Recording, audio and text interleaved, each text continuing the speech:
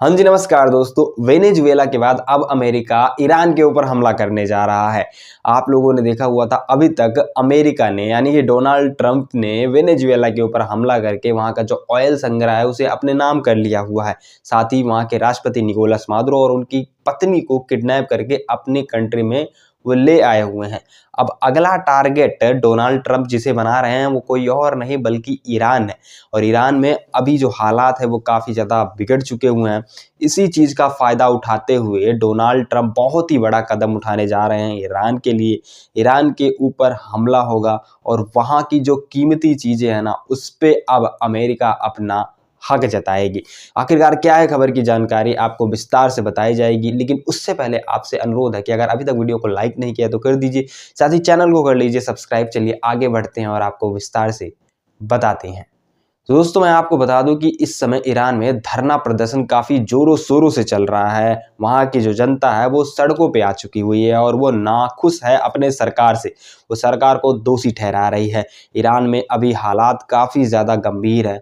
लोगों को सही से खाने को नहीं मिल रहा है। इसका मतलब ये नहीं कि ईरान के पास खाने को नहीं है, ईरान के पास है खाने को, बट सरकार ऐसे रूल्स, ऐसे सेंसेक्स लगा रही है जिससे वहाँ की जनता को काफ़ी ज़्यादा प्रॉब्लम आ रही है। दूसरी चीज़ ये है कि वहाँ की जो औरतें हैं वो अपना फ्रीडम मांग रही हैं। वो सड़कों पे उतर के ये कह रही हैं, मैं अब हिजाब में नहीं रहना चाहती।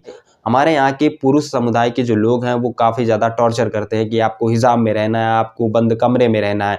बट मैं अब बंद कमरे में और हिजाब में नहीं रहना चाहती। मैं दुनिया देखना चाहती हूँ, मैं अपने आप को फ्रीडम फील करवाना चाहती हूँ, तो मैं हिजाब नहीं पहनूंगी। तो इस चीज़ को लेके काफ़ी ज़्यादा दंगा बढ़ चुका हुआ है। आंतरिक जो मामले हैं वो काफ़ी ज़्यादा उलझ चुके हुए हैं। तो ऐसे में अमेरिका ने देखा कि अरे भाई, इनका तो आंतरिक मामला काफ़ी ज़्यादा ख़राब चल रहा है, यही सही मौका है भाई, इनको सपोर्ट करो और सरकार के खिलाफ विद्रोह करो। वही चीज़ अमेरिका फ़ायदा उठा रहा है। अब अमेरिका क्या कर रहा है पता है? वो जा रहा है ईरान के लोगों के पास, वो कह रहा है भैया मैं तुम्हारे साथ में हूँ, तुम अपनी सरकार के खिलाफ विद्रोह करो। अगर वो कुछ कहते हैं तो मैं तुम्हारी तरफ से लड़ूंगा। मतलब देख रहे हो ना भाई, कितना खतरनाक तरीके का दिमाग लगा के यहाँ पे डोनाल्ड ट्रंप चल रहे हैं। तो डोनाल्ड ट्रंप ने भाई पूरा पूरा सपोर्ट किया है ईरान के लोगों को, कहा आप सरकार के खिलाफ विद्रोह करो, हम आपके साथ में हैं। ऐसे में ईरान काफ़ी ज़्यादा फिर गुस्सा हो गया। ईरान कह रहा है कि ये क्या भाई दोहरी मानसिकता हुई तुम्हारी, अभी कोई दूसरा कंट्री आके करता तो तुम्हें आके पहले रोकते हैं, ऐसा काहे कर रहा है बे, ऐसा नहीं करना चाहिए। और अभी भाई तुम कर रहे हो तो तुम अपने आप को दादा समझ रहे हो कि भाई हम कुछ भी कर सकते हैं। उन्होंने कहा कि भाई ऐसी चीज़ें मत करना, नहीं तो शायद मैं भी आपके ऊपर आक्रमण कर सकता हूँ। ईरान ने अमेरिका के ऊपर कहा, तो अमेरिका ने साफ साफ कहा इधर सुनो, तुम्हारी क्या ही औकात है हमारे ऊपर आक्रमण करने की। बात रही कि भाई तुम्हारे यहाँ दंगा फैलाना, ये वो फलानी चीज़ें, देखिए मैं कुछ नहीं करूँगा, मुझे कुछ नहीं चाहिए तुमसे, मुझे बस इतना चाहिए कि भाई तुम्हारे यहाँ जो ऑयल भंडार है उसे दे दो और थोड़ा जो कीमती चीज़ें हैं उस पे हमारा राज चलने दो। रहेगा तुम्हारे यहाँ ही, लेकिन वो चीज़ें हमारे हिसाब से चलेंगी। अब आपको पता होगा कि अमेरिका ने वेनेजुएला के ऊपर आक्रमण करके वहाँ का तेल संग्रह अपने कब्जे में कर लिया है। अब ईरान का तेल संग्रह अपने कब्जे में कर लेगा, ऐसे ही 2-3 देशों का और ऑयल संग्रह अपने कब्जे में कर लेगा। फिर वो ऑयल जो इंडस्ट्री है वो अपने हिसाब से चलाएगा, वो अपने हिसाब से ऑयल को बेचेगा। अभी 100 रुपये लीटर है, ठीक है, ऑयल, पेट्रोल डीजल 80-90 होगा और पेट्रोल होगा 100 रुपये। तो वो कह रहा है कि भाई अब हम अपने हिसाब से उसे चलाएंगे। अब अगर मान लो अमेरिका उसे अपने कब्जे में कर लेता है, अगर वो 500 रुपये लीटर बेचेगा तो भाई मजबूरी हो जाएगी ना, 500 रुपये लीटर खरीदना पड़ेगा।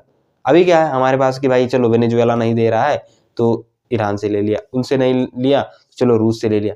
उस समय क्या हो जाएगा, जब भाई पकड़ इनकी मजबूत हो जाएगी तो रेट यही निर्धारित करेंगे। जब रेट यही निर्धारित करेंगे तो फिर मामला गड़बड़ हो जाएगा और तेल में महंगाई आ जाएगी और फिर लोग ये जो इतनी फ्रीडम से गाड़ियों से घूम रहे हैं, आसानी से कम किराए में इधर उधर आ जा पा रहे हैं, शायद वो फिर नहीं आ जा पाएंगे। तो अमेरिका काफ़ी खतरनाक तरीके से दिमाग लगा के चल रहा है। उन्होंने ईरान को कहा है कि भाई ये सारी चीज़ें मुझे दे दो, अगर नहीं देते हो तो भाई फिर तुम्हारा वेनेजुएला जैसा हाल होगा, मैं तुम्हारे ऊपर भी हमला करूँगा। और जब हमला करूँगा तो बता के हमला नहीं करूँगा कि भाई इस दिन हमला कर रहा हूँ। मैं हमला करके जैसे वेनेजुएला के राष्ट्रपति के साथ में किया वैसे कर सकता हूँ, या फिर उससे भी भयानक चीज़ें तुम्हारे साथ में कर सकता हूँ।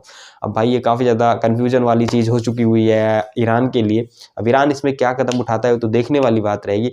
बाकी के जो अपडेट्स रहेंगे वो मैं आपको इसी चैनल पे देता रहूँगा, तो आप लोग इस चैनल को सब्सक्राइब करके रख लो, काफ़ी मज़ा आने वाला है। और मैं आपको बता दूँ ये जो चैनल है ये काफ़ी बड़ा चैनल बनेगा, विश्वास करिए, क्योंकि बंदा थोड़ा एक्सपीरियंस वाला है, काफ़ी यूट्यूब मैंने कर लिया हुआ है।